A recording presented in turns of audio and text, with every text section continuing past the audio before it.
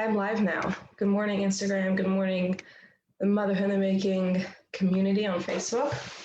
We're going live today for our Wednesday class. We're going to be talking about punishments and consequences. And the big question is, are these even working? That is not the question, but it's mine. The big question is to punish or not to punish.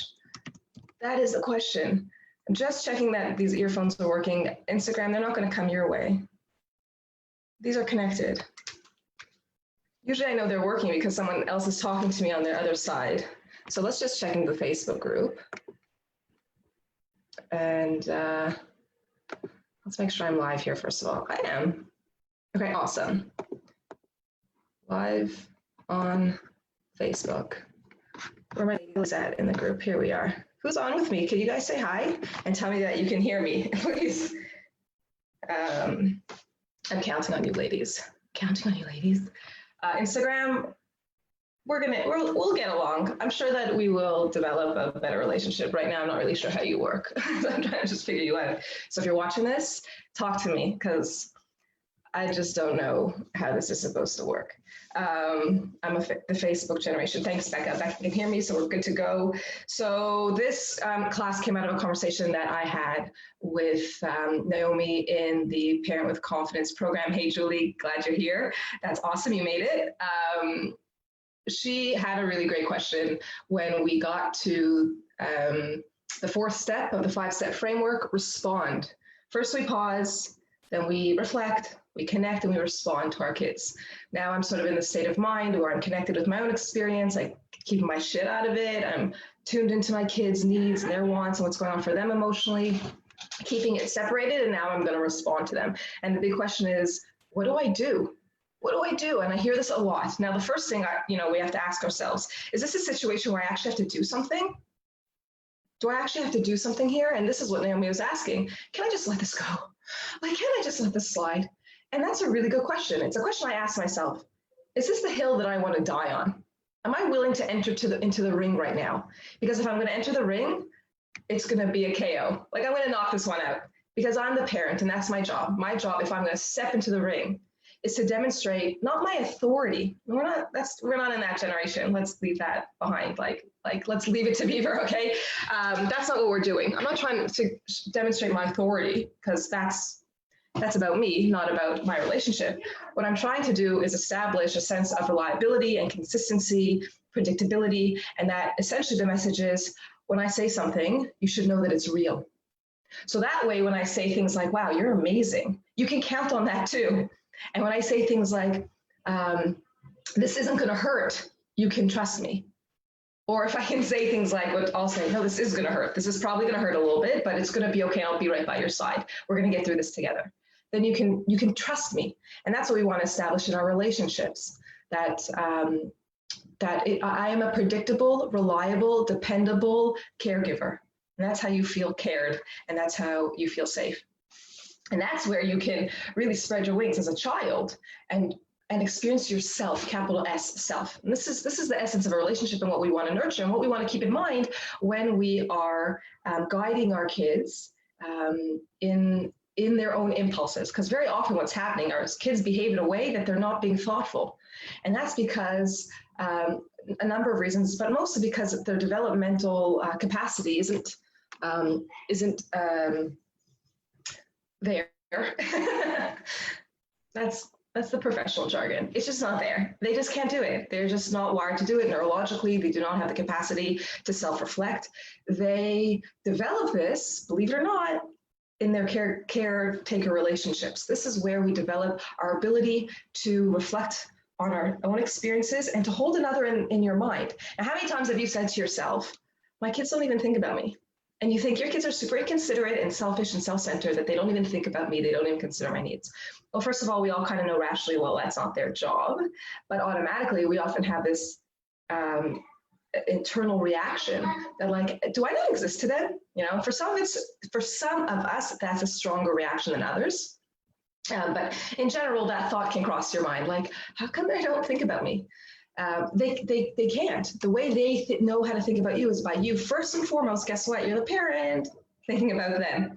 And that is called the capacity to mentalize and self-reflect. That is one of the ego functions, and it is highly correlated with the caregiver relationship. And that means that the more that I'm able to reflect on my own experience and to mirror and to hold my child's experience in my mind, to imagine what's going on for them, to try to understand it, to get curious about it, to metabolize it.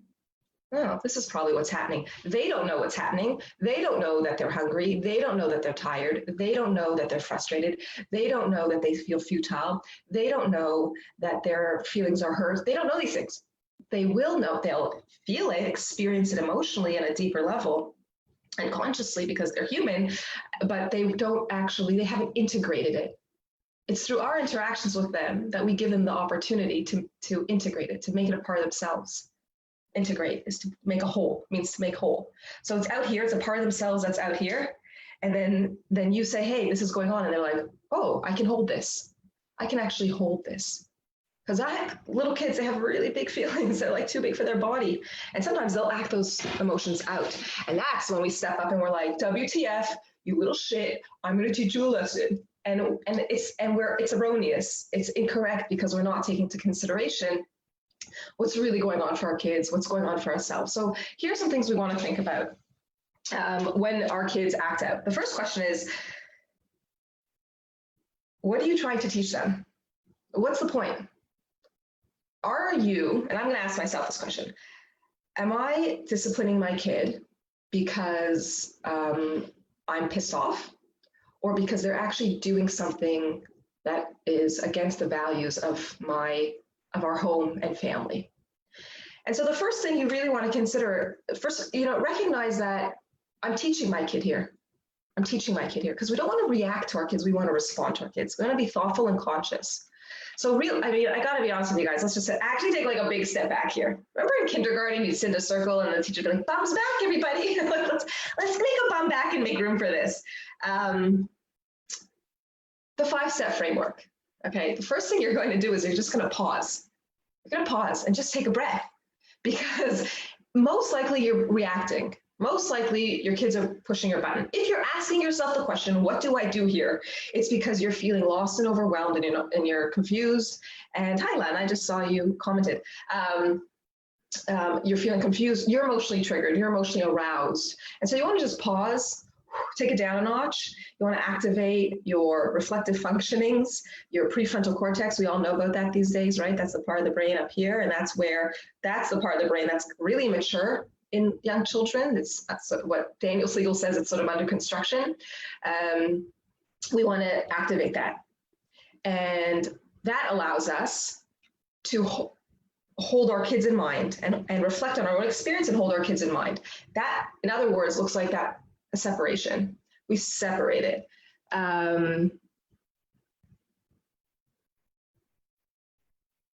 So I'm just reading, Charlene, your Alfie Kohn suggests 2 things. One, best possible interpretation. Yeah, that's really great.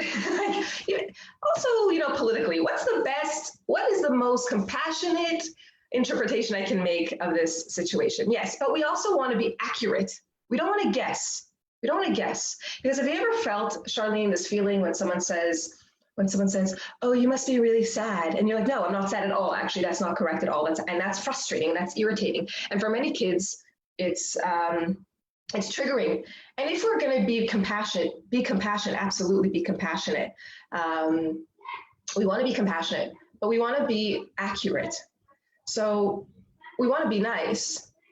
We want to be nice, and we want to say, like, yeah, what we say in Hebrew, dan lechasrut. You want to judge merit, like judge someone favorably, consider them favorably. Absolutely. I mean, you got to see the best in your kid, even when they're acting like the biggest shit. Like you got to remember, this is a kid that you love and adore. So absolutely.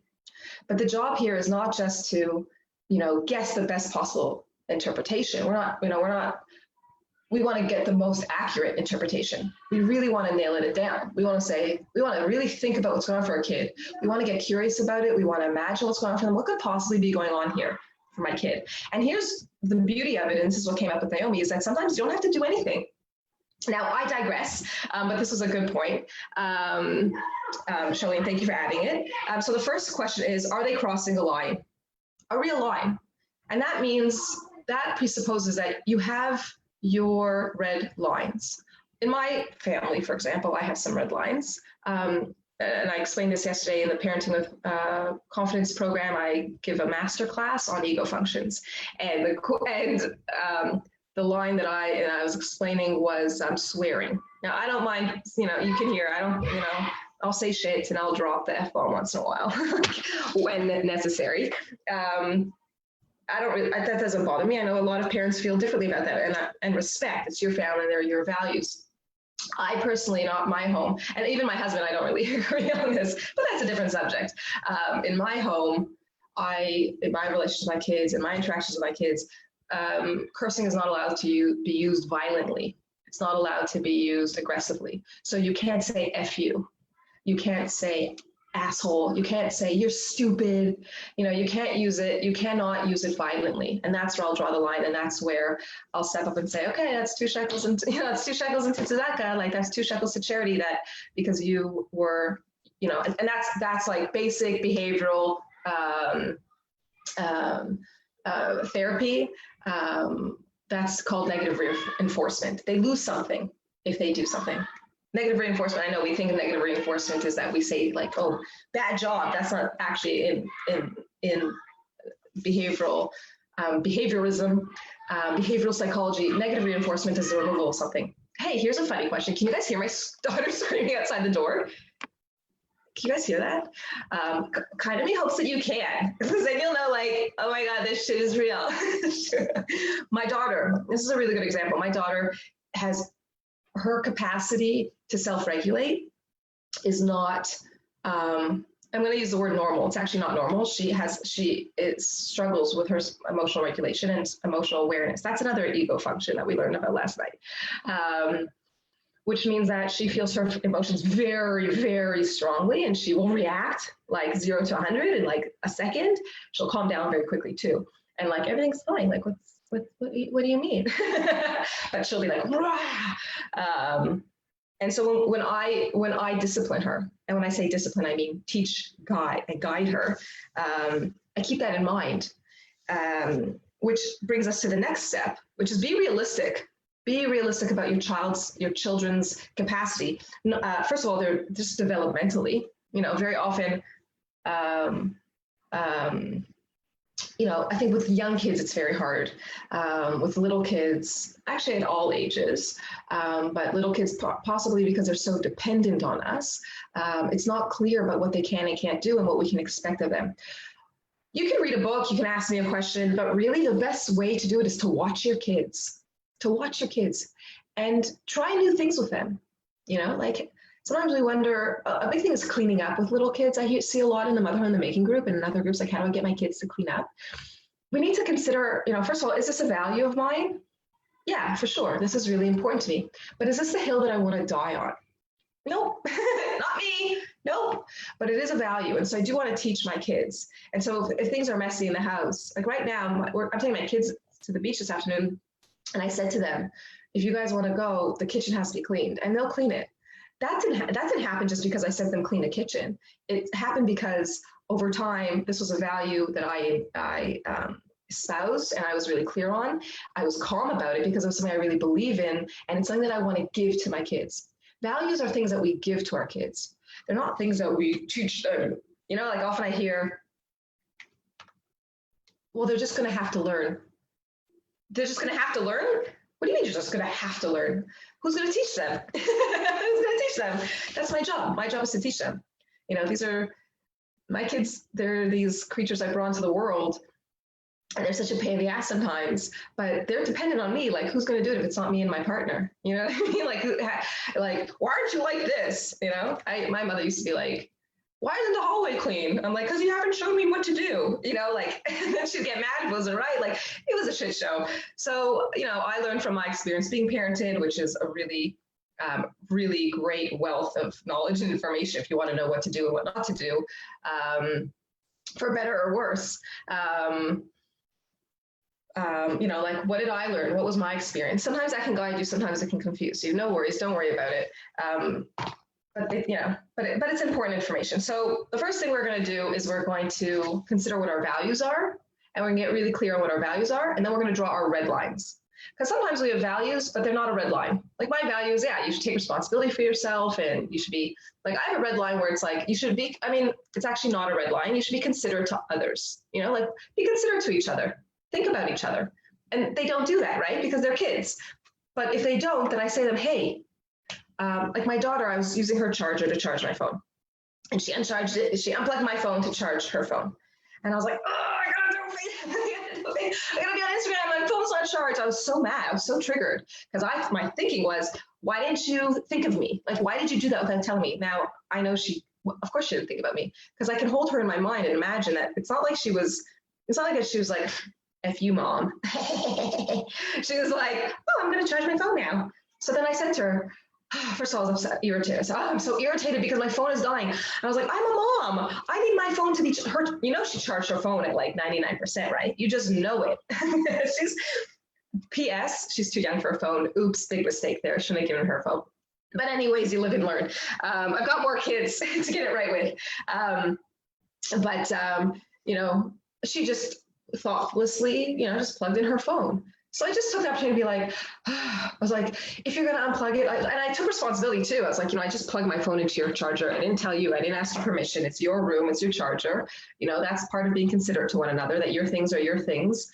Of course, whatever. I don't feel that badly about it, but I did acknowledge that. And I said, if you're going to unplug it, can you just let me know? Just let me know next time, right? And I went and I found the charger. But that was an example of where I felt very triggered. Like, WTF, why'd you do it? You don't need the charger. What do you feel like? You don't need it. But you know what? In her mind, she does. Actually, she does, because that's what motivated her. That need and that want motivated her to unplug mine and unplug hers. And she didn't think about me. No, she didn't, because she doesn't have the capacity to do that yet.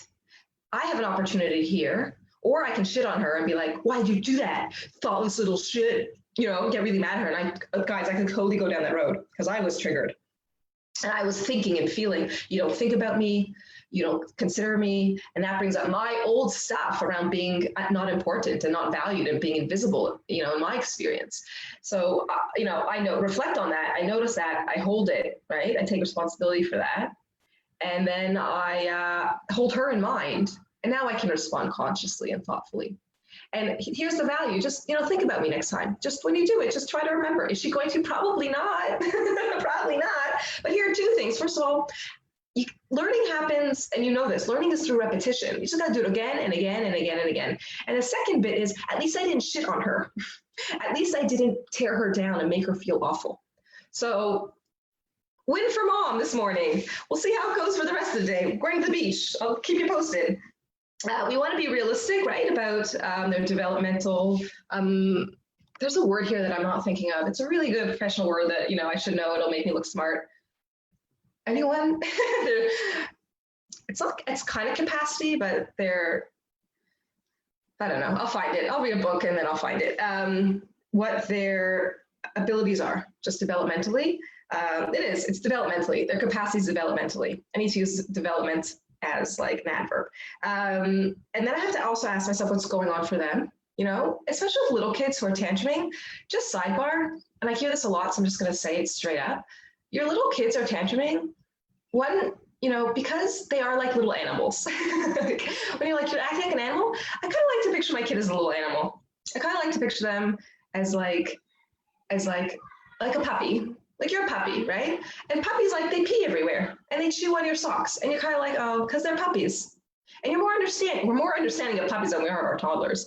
And the reason for that is, I think, when in my experience working with moms, is that we're distracted by the thought that we're doing a bad job. You're not doing a bad job.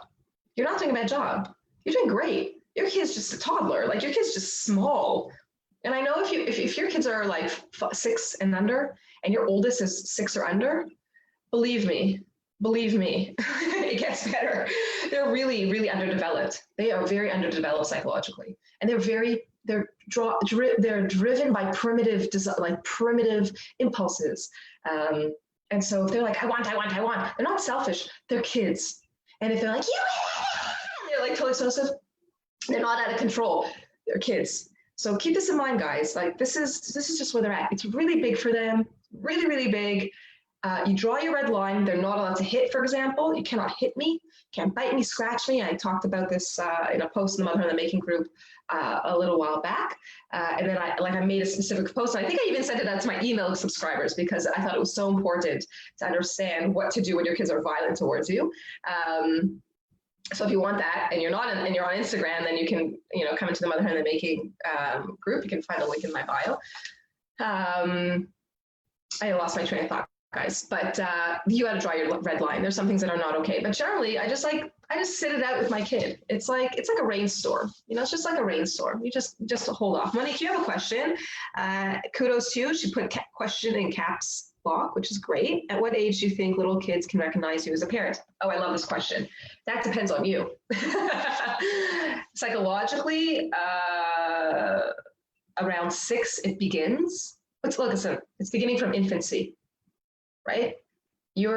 It's a reflection of your capacity to hold them in mind. Because remember, we hold them in mind.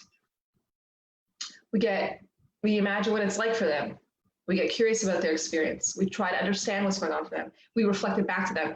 Y'all know this word, it's called mirroring, right? Reflecting, mirroring. We reflect it back to them. We mirror back to them.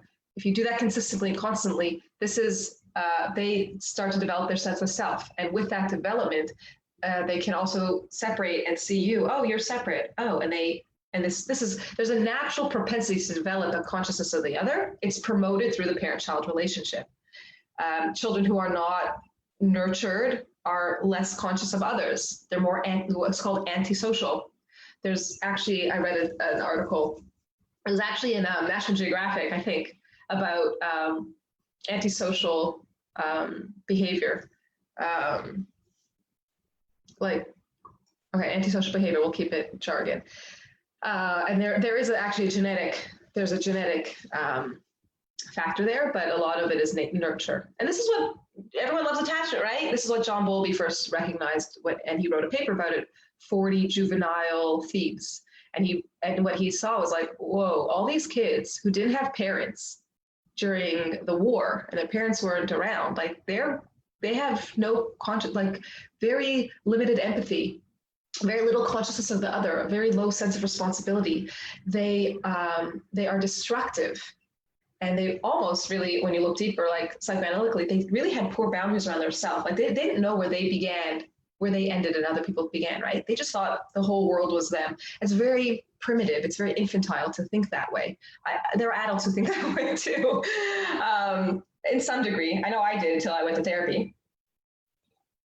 I'm so mad this isn't going my way.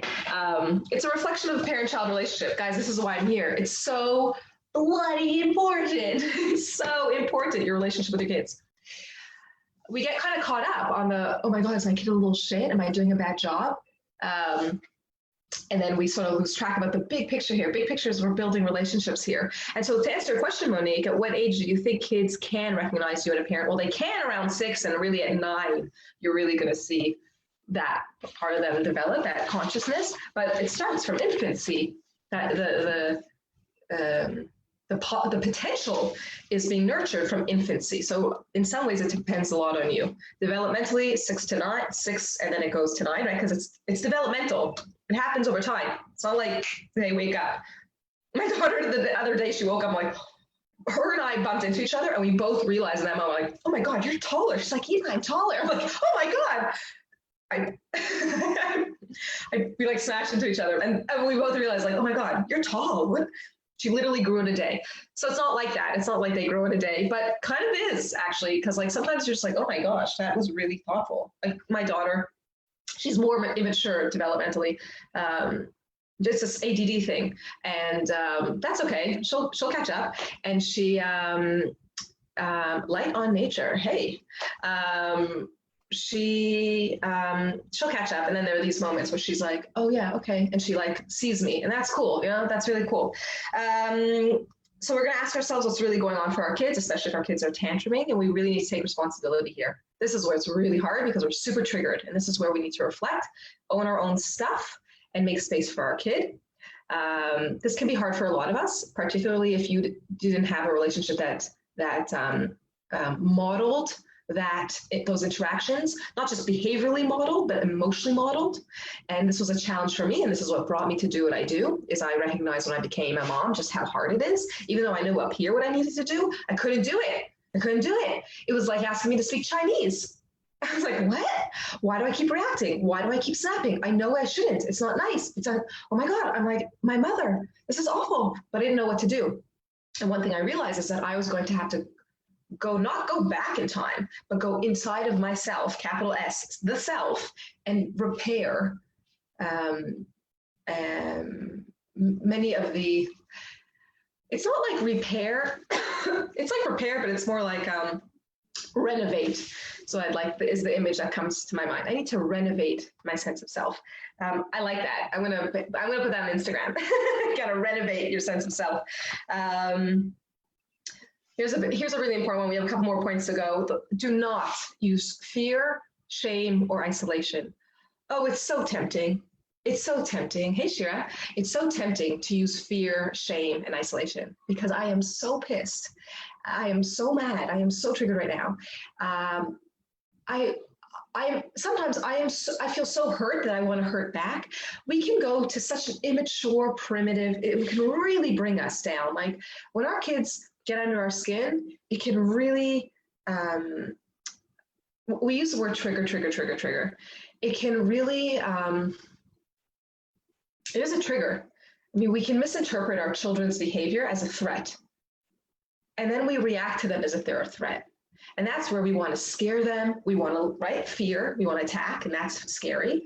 Or we want to run away and, or we want to, put them into isolation. We want them to feel how we feel, right? That's a projective identification. That's a very immature defense that kids use. It's your fault. You're the one who broke it. Like your kid drops, my son, he's like 5.5. He doesn't do it so much anymore, but it wasn't long ago that he would drop something. Your kids do this, right? And they're like, that's your fault because you weren't listening to me. You're like, what? In which case I'm like, just so you know, what do you do in those situations? It's my fault. He'll say, it's your fault because you weren't listening. I wasn't listening to you. So the plate dropped. And he'll still be mad. Here's the thing, guys. You're not trying to stop your kids' behavior, okay? When we discipline, we're like, how do I make this stop? How do I make it stop? Let's not try to fix it. Let's not try to stop it. Let's try to guide it. Let's try to nurture their behavior. Let's try to help them understand themselves. Let's hold them and support them through their experiences, because very often their behavior is a reflection of a deeper emotional experience. Behavior in general is motivated by emotion. Chemically, we call emotion, when you think of emotions, you think feelings. You're like happiness, sadness. That's already cognitive. I'm talking about emotion, like the physiological chemical reaction that we have in our body when there's a stimulus from the external world or the internal world that triggers a bunch of stuff going on in our hormones and our brain, and our brain's like very often red alert, and then we act. That's the physiology of emotions, and they motivate behavior. So whenever there's behavior, there is a question: is there? Sometimes I used to ask, what's going on? Sometimes it's not. Sometimes they're just hungry. Sometimes they're tired. Sometimes a duck is just a duck. But sometimes there is something deeper going on, and we got to get curious about it. We got to wonder about it. And the best way to do that is first to get curious about yourself. Make sure you keep yourself out of it. As Leva likes to say, get your shit together and figure yourself out so that you're not mixing it into the pot. And then it gets messy. Now, the last point I want to make is choose your teaching moments. Okay, and this came up with Naomi as I was talking to her, like, I'm trying to get 3 little kids to sleep. 2, I've got a nursing baby. This isn't me. This is Naomi. I've got a baby who nurses. I've got like a 3-year-old and a 5-year-old, like little kids. So hard, so hard, and so hard to have lots of little kids. And I've got to get them to sleep, like all of them once. And it's only me, right? How many of you are just doing bedtime on your own for whatever reason, or any time in the day on your own? You've got lots of little kids that you've got to get organized. it's like, it's craziness. So not a teaching moment, not only because my children are not attentive, but because I'm not. You know, I'm not going to teach my kids when I feel triggered and I feel tired, and all I want to do is like nothing. Like, all I want to do is curl up on a ball in a ball and like breathe by myself. I just want to listen to silence. You know, that's all I want to do. Not a time to be teaching. Just a time. This is just a time to. All I'm doing is working on keeping my cool, being conscious, being kind. That's it. Keep your cool, be conscious, and be kind. Which is interesting because when I talk about, you know, in my marketing, when I say, you know, what's our goal here? We're trying to raise kind, considerate, and capable kids. So if you really want to know how to do that, I got to start with myself. I've got to be kind, and I've got to be, you know, I've got to be content myself. And I think, what do I say? I say content, considerate, and capable kids. So I have to be considerate, which is kind of like kindness. Like, I need to be nice to my kids, and not just as a person, but just to them, because this is the relationship that is going to guide them. This is the relationship that's going to teach them, form them, if you will. So choose your teaching moments.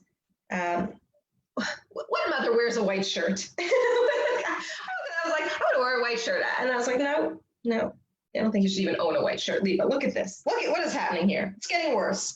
I think I have makeup all over me. It's my own fault. Choose your teaching moments. So if you have a lot of kids screaming in the background, probably not the best time. You know, probably not the best time to be teaching, you know, one kid, because no, like, I'm not calm. Mostly because I'm not calm. It doesn't mean that I can't teach. It just means that this is not the moment. So I'll wait till after the fact. So my daughter on Friday, one of my kids was having like a total meltdown. And it's funny how the squeaky wheel gets the grease. I always talk about this one daughter. But like, I have other kids who have emotional worlds and mental states. You know, I have a 13-year-old. It's her birthday today. I officially have a teenager. I feel like I should say a blessing on that. I have a teenager. God help us. And I don't know why. She's a great kid. I'm a great parent. I think it's going to be great. But it's actually really great. It's not so bad. You know, and it's actually the same as having a toddler. As long as you can keep your shit out of it, it's actually not a big deal. Because teenagers can be pretty mean. They can be pretty mean. You know why? Because they hate you and they hate the world, and they're not sure if they like themselves. So there's really a lot of aggression here. You know, it's not much like a tantruming toddler. So you just got to keep yourself out of it. You know, just keep yourself out of it and be like, yeah, I hear you. Yeah, the world sucks. It does. For you, the world sucks.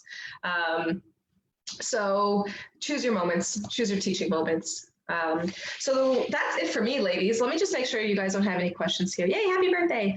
Oh, Ayala, you have some thoughts here.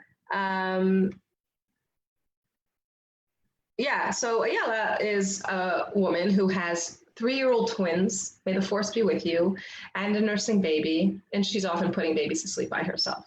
So yeah, that is very common. It's very common. Seems unfair, but it's very common.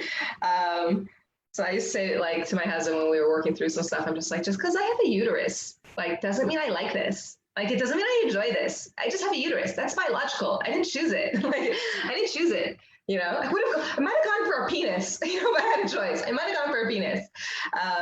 Because this is hard. This is hard. And one of the hardest bits is the assumption that I'm going to enjoy this. I don't enjoy this. I don't always enjoy this. But guess what? That's okay. And I'm okay with those feelings. And that's really important. That's really important, to be okay with these feelings. I'm not okay with these feelings because my caregivers never saw those feelings. Or if I felt those feelings would offend and hurt my caregiver, or my caregiver would get mad at me and attack me for those feelings. So here I am, a caregiver myself, and I'm like, oh, am I allowed to feel this? Oh, I feel really ashamed of myself. Is this okay? It's totally okay. You know why? Because Leva says so. Yeah, because this job sucks sometimes and I don't want to do it. And I'm way better off naming it and knowing it. Like, name it, know it and name it, and then you can tame it. That's Daniel Siegel-ism. So what did we say? We said, to summarize here, guys, we want to set our values. We want to get clear on what our values are. And this is something that I talk about in the boundaries course that I have, how to set boundaries at work. I don't know if you can get that in the link in my bio. You can get it if you join the Parent with Confidence program. That you get as a bonus. You get clear on your values. What do you want to teach your kids? Clarify what your red lines are, because those are important. That way you can set really, really clear boundaries, and then you're clear with yourself. I need to know, because it's me who doesn't know what's right and what's wrong. So I've got to get clear on that, because a lot of things can really slide. A lot of things that you can let them slide. And if you're like, oh, should I let this slide? You can ask yourself this question: what is the reason that I need to step in here? What is going on that I think I need to step in here? Is this a value? And one thing you can ask yourself is, if this is a value, that means that I'm always going to be stepping in here. If this isn't something I always need to step in on, then I'm just going to let it slide, right? Because we want to be consistent. And whatever your values are, just be consistent, just be clear on them. In all fairness, having said that, it will take you some time to get clear on them, but do get clear on them. Do get clear on them so that you can know when to step in and when you really don't have to. And really importantly, where your red lines are, where you're absolutely going to step in. Be realistic about what your kids are capable of doing developmentally. Be realistic about the situation, other kids are around, other kids need me. Is this a teaching moment? Is this a moment that I can take advantage? It's okay. The idea Winnicott said, the good enough parent, because as I like to say, perfection is a unicorn. That's a Leibism. Perfection is a unicorn. It doesn't exist. We like to pretend it does, but it doesn't. It makes us feel good to think that perfection exists, but it doesn't. Winnicott promoted the idea of the good enough parent. And I think this was probably in response to a behaviorist who basically said, you guys have all heard this. We still hold this idea that it's the mother's fault. If there are any behavioral issues, it's the mother's fault. Asshole. He wasn't home for dinner. That guy wasn't home for dinner. And everyone still listened to him. Okay, moving on. I'm going to hold space for that. But he published a lot of papers, and this was in all the women's magazines, in the days that we read magazines and weren't scrolling on our phones. This was the big message. And the big message was, if your kids are a pain, if your kids are a pain in the ass, it's your fault. Yours, the mother. So in response to that, I think Winnicott, I'm assuming here, I don't know historically, but this is my sense, because, not long after Winnicott came up, he's a British psychologist, and he coined the term the good enough parent. And that was in response to this idea that we have to be perfect, which isn't true. One, because it's not possible, in my opinion, it's not possible. And two, because we want to give our kids, demonstrate the possibility, the variance in our humanness, and humans are not perfect. And we want to set the bar, a realistic bar for our kids. And we need to have space to screw up.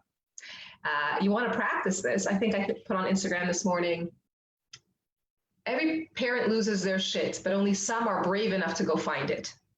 We want to demonstrate the courage to repair. And that's the 5th step, by the way, in the 5-step framework: respond and repair.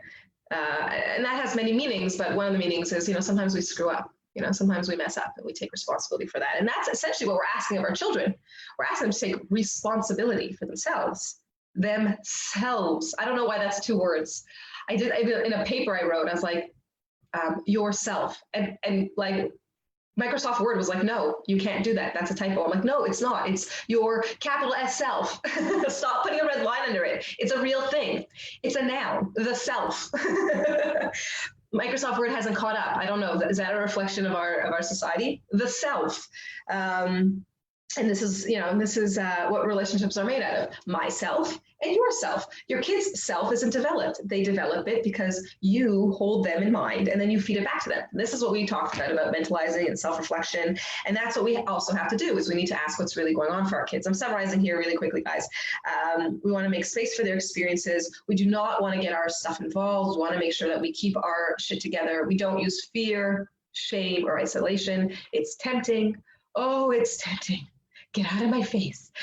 But really stay away from it. Try to stay away from it. If you do it, it's okay. Don't beat yourself up about it. Send me a PM. I will reassure you. But you got to repair it. You got to repair it, and you got to check yourself. It's not cool. This is my red line, guys.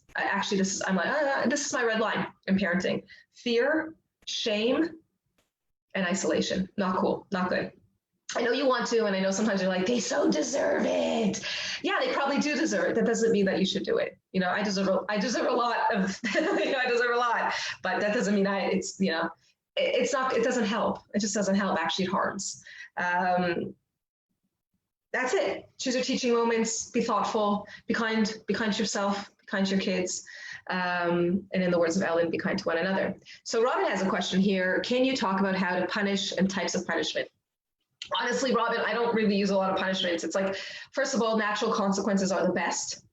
Natural consequences is like what happens if I don't intervene, what will happen? Like if you play with that, it's going to break. And they're like, nah, I'm going to do it anyways. Now I've got to think, well, if it breaks and they're going to have a meltdown, is that the hill I want to die on? Yeah, I will die on that hill. It'll break and I'll say, I know, I told you it would break. And it's really frustrating. I'm sorry it broke. And I'll comfort you through it because that's a natural consequence. So I don't really need to do much. They'll just learn from life. I was in the corner store and I saw a friend who's with a couple of kids. And I was like, hey, how's it going? And his son's like, has all these like packages of cottage cheese. And he's like, here, Dad, you know, such a sweetheart trying to help us out. Here, Dad. And I'm like, singing in my head, I'm like, that's gonna fall, right? Like mom dar, like the radar of a mom. And one falls and it smashes. And I was like, oh, and he's like, oh, right? And he's really like, uh-oh, how bad is this, right? And you look to the parent, like, how bad is this? And his dad said, now you know, and I, afterwards I said to his dad, just in passing, not like he did anything wrong. His dad handled it very nicely. It was very nice. But I think his dad was embarrassed, and I think his dad was upset, and that's cool. You know, you can have those feelings. I don't know what motivated me. I think because his dad might get my emails, or his dad sees my stuff, so he knows what I do. And so I said to him, I said, natural consequences, now he knows. Then I bumped into them later on, and I said to the kid, when I was a kid, I was carrying a watermelon, and I dropped the whole watermelon in the store, like, and I was taking eggs off the shelf, you know what I mean? I was like, shit breaks all the time. We break stuff all the time. I don't know why I give this as an example. I think it triggered me, and my how important it is to me not to shame kids, like, yeah, that happens, don't worry about it, let's get a towel, right? Let's be conscious here, let's get a towel and clean it up. They just know he just knows now that if he takes 4, I don't even need to tell him don't take so much. He knows, and if he doesn't know that time, he's just going to learn it over time, because as long as a child has a degree of intelligence and mental and cognitive functioning, they can pick that up. Negative reinforcement, Robin, is another one. So, and again, like, if you do this, you're going to lose it. So my son will be on the iPad and I'll say, you have to get off now. I like to count to 3. Just so you know, counting to 3, it's an art. The big mistake that parents make there is that they go, 2 is, one is they're not calm. Let's say 3, they're not calm, they don't really want to do it, and then they start to lecture their kids in between counting. So if you're going to use 1, 2, 3 magic, then that's the hill you're going to die on. Like, you're climbing that hill, you're counting up that hill, you're saying it's 1, 2, 3. When we get to 3, I'm prepared to initiate the consequence. And the consequence, it's often negative reinforcement. You're going to lose something, and I'm going to stick to it. It doesn't need to be grand. You're not trying to hurt your kids. A lot of times, like, the impulse, because we're pissed, is to make it really bad. Don't. Just make it realistic. Just make it realistic. Make it as natural as possible. Here's what's going to happen. I'm going to take the toys away. Like, I'm going to count to 3.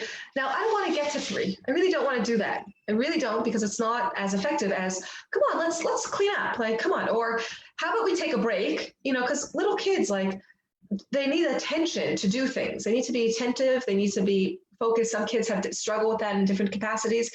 Maybe they're hungry, maybe they're tired. I don't know. Just try to help them.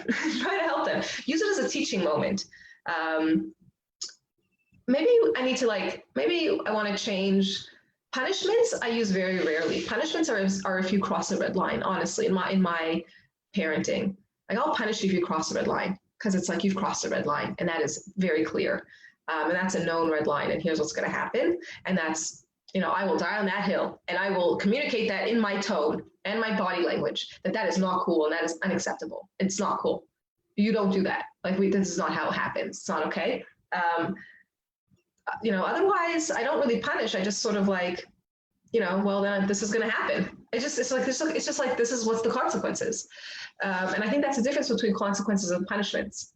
Consequences are the outcomes of choices. So if you make this choice, this is what's going to happen. It's up to you. You know, like, and that makes it very easy for me about this is just what's going to happen next. Punishment, I feel, is more authoritative, you know. Right, so Robin, you asked the question, punishment is only enforced when values are compromised. Well, it's not only enforced, it's initiated. Like, I'll only initiate a punishment, not just my value, my red lines. Values are more like opportunity teaching moments. Like, these are teaching moments. Like, this isn't really cool. Like, it's not cool, or don't do this, or no, this is not okay. And then there's opportunity to rectify it. Come and do this. Come and clear the table. You didn't clear the table. Stop what you're doing. This is where I stop what I'm doing. And it's a teaching moment. Like, you can't teach from like, I'm in the kitchen and they're in their room and I'm going to call out to them. Like, that's not teaching. That's not guiding. I'm going to stop what I'm doing. I'm going to go over to them. And yeah, it's bloody hard and it's annoying and I don't want to do it. But turns out I'm a parent. Turns out I'm an adult with tiny humans in my care. I didn't know.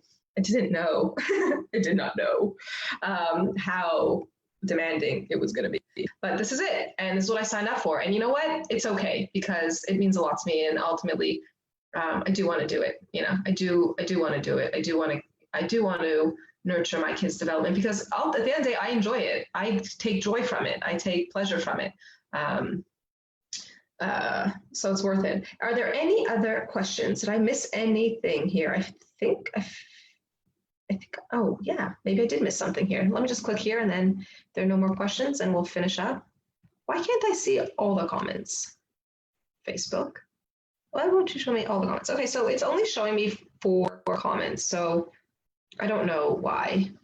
If I didn't answer a question here, then, oh wait, maybe let me just try one more thing. No, that's not working. It won't show me all of your comments. So if I missed your question, I'll scroll through comments and check to see if you have a question I didn't answer. If you have any comments watching the replay, go ahead and put in the comments. I would love to hear your feedback. This is really important for me to hear from you. What your takeaway is from this, what's, you know, when you close, before you leave, think like, wow, this is what I'm taking with me from this class. Any feedback, I would really appreciate it. Any ideas that you have, how I can make this better, love to hear them. I'm going to leave the recording up. I'm still of 2 minds whether or not I want to leave the recording up or not, so you guys can leave me your thoughts. Part of me thinks to take it down so that I motivate you guys to watch it. Hold on, I'm going to end in Instagram. Okay, bye Instagram, love you, bye. I'm continuing now in the Motherhood in the Making group.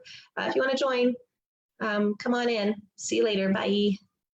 Okay, end video, bye. Sorry guys.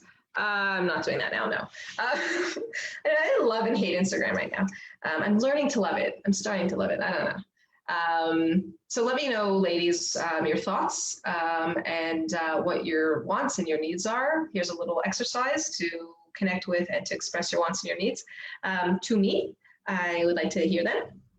And thank you. Oh, Aviva has a question. What if you are firm and direct and calm in trying to get kids to do something and they still ignore you or say no? What next? That's a good question. What next? What's the natural consequence? If you are truly calm, then you can be thoughtful. And I'm not saying that you have the answer, but you can be thoughtful here. Reflect on it and ask yourself, what is it that I want to teach my children? How does this work in the real world is another question. How does this work in the real world?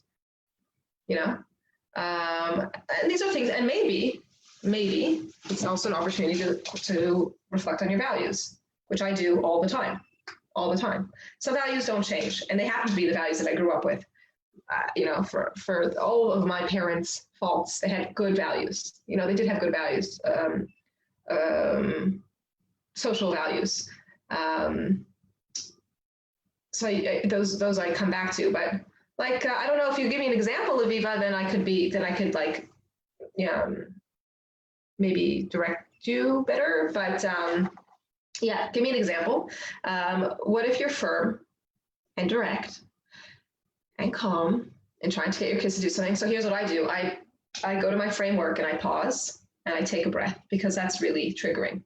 I mean, I just read that. I'm like, WTF? What do you mean? What do you mean? You're firm, you're calm, and you're direct, and they just say, don't do those little shits. You know, like, damn them. Like, it's triggering. So the first thing I do is I pause. And this is the in vivo, in the moment, get your shit together framework. This framework, by the way, that I teach in the program is in the moment and also big picture. So in the moment, I use this to just calm myself down and like, yeah, because I have to get thoughtful here because I'm being triggered. And I have to reflect and think about like, just give myself some space for this irritation and this anger and this, I mean, it could be rage, fury. It could be fear. Like I'm worried that I'm ineffective. I'm worried that I'm raising little shits. Like there's some stuff going on for me. I just take a moment to acknowledge it. And then I really do ask myself, what's going on here? Why are they not listening to me? And this, Aviva, can reflect, not necessarily in your case, but in general, this can often reflect the moments of chaos are often a reflection of the moments of calm. So in chaos, they don't listen to me and they don't respect me and they don't cooperate. It could be, not necessarily your situation, Aviva, but it could be a reflection. And I do have to ask myself, it could be a reflection of our relationship in the moments of calm. Because if they're not relating to me in the chaos, it could be because we're not relating to each other well in the calm. And this is a third step of the framework. Little picture, connect, is to step into their minds and imagine what's going on for them and try to understand their world and hold them in your mind.